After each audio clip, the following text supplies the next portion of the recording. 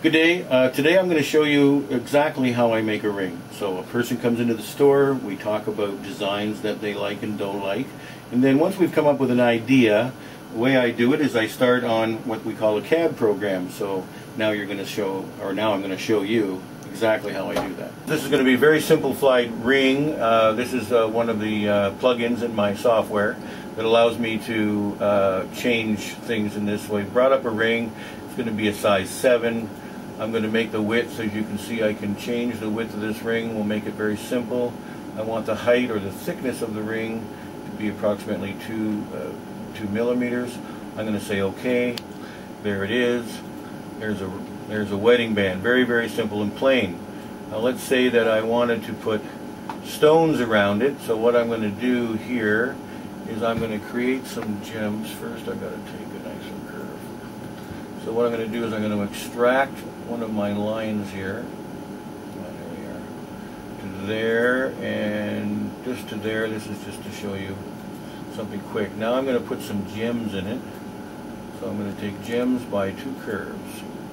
So I'm going to select my curves, which are here and here. And now I'm going to say,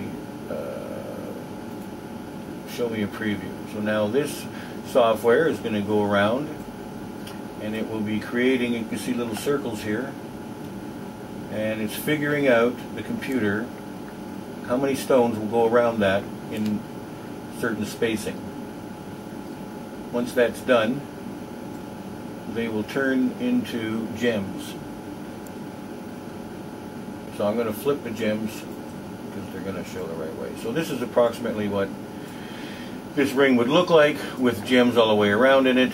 Normally I would spend more time to space them out, but this is just a preview so you can see how I do things.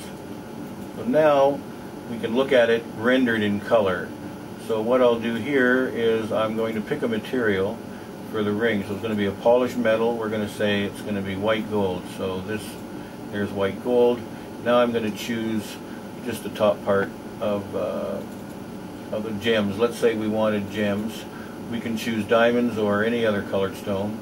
Let's say we wanted, let me see here. Come on. Oh, I have to say OK first to the gems, sorry. There we go. Now I can choose these gems and say they're going to be pink. And I can choose this gem and make it green.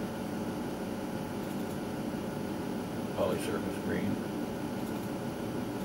So we could play around with a lot of different ideas, but I'll just show you that then we're going to render it so that the customer can see approximately what the ring looks like before we make it into metal. And that's basically an idea. Now once I have this band designed, I no longer want the stones in it because that's put in after the fact. I have to make this somehow. I have to cut this out. Now I'm going to show you what I do is I take this and I'm going to save it as an STL file, which is down here. STL, and it's going to be, I'm just going to put it as a test to show you. So it's saved as a test.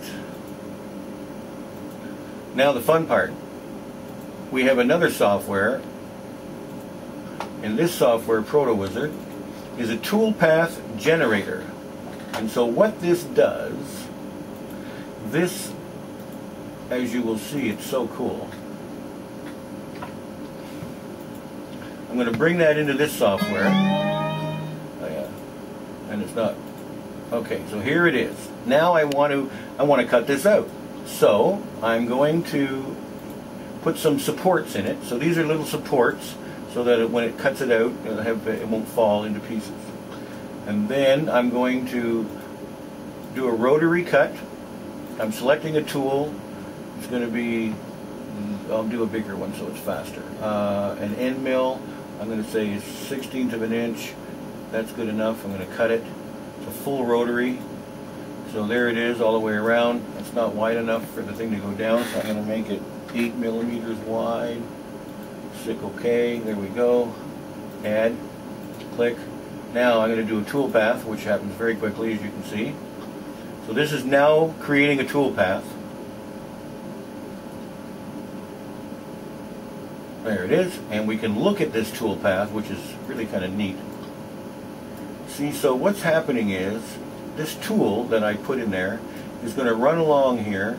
If I get really close, you can see. There we go.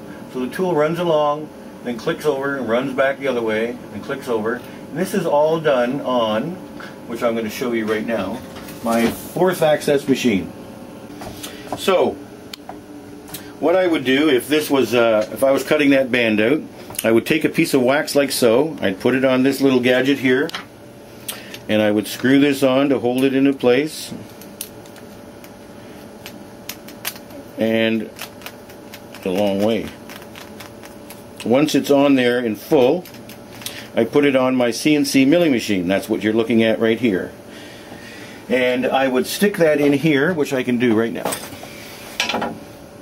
I would stick this in here. This is a different one for a different purpose. So this would go in here. We tighten her down. This tool bit, I'll just turn the machine on, is now going to go and zero itself, figure out exactly where it is. Then it would come along and I would send what you saw, that tool path, to the machine. The machine would come over and actually start cutting that out. And you're going to see it happen right now.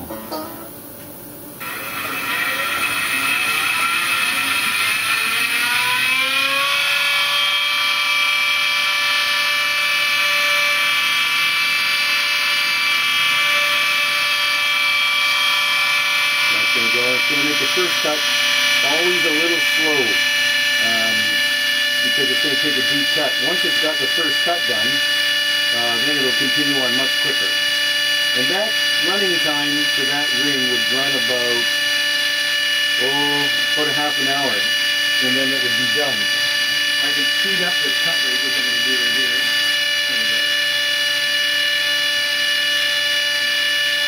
So that little 4th access slowly turns as it cuts out the ring.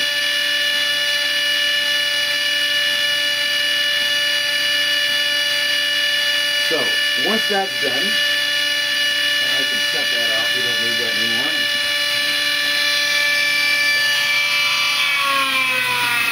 I take the wax. Once the wax is done, I take the wax and I put this wax on a rubber base like so. It's got a little gate attached to it and it sits on here. Once that's sitting on there perfect, I put this tube over it and I fill this with a plaster. Once the plaster is hardened, I rip this base off, and then what you'll see is the shape of this inside the plaster with a little tiny piece of wax sticking out. I put that in an oven at 1500 degrees. At 1500 degrees, the wax is melted out completely and is vaporized. Then when we let the flask cool until about 1000 degrees. At that temperature, we take the flask out, put it on a special machine, and it sucks the air out of the cavity. And then we have the gold, we melt it in our torch, and we pour it in, and it sucks into the plaster. In about a minute's time, it's gone black, and you know that it is solidified. And then we throw it in cold water, and the plaster explodes, and then you have your piece. Then we grind it, sand it, polish it, set the stones, and voila, you got a finished ring.